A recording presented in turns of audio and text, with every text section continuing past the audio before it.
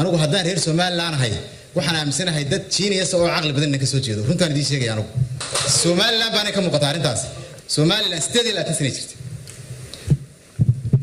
ciidan bay leedahay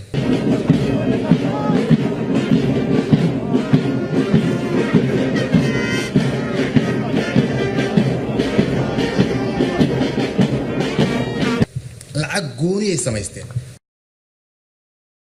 baarlamaan ay doorteen bay leeyihiin golayaal degaan oo city councils bay leeyihiin ay doorteen baarlamaan iyo guurti bay leeyihiin madaxweyne ay doorteen oo 300 qof u codeysay ayaa Soomaaliland maanta hogaaminaya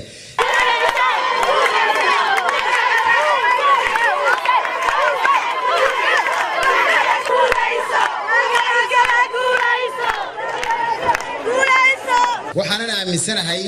halkan hadii la dhageysto inay wax ka bedeli karaan aaminsanahay hadaa laakiin mashxarad iyo marka qof hadal yiraahdo inta kacdaan Soomaaliya ay toos soo qaadaan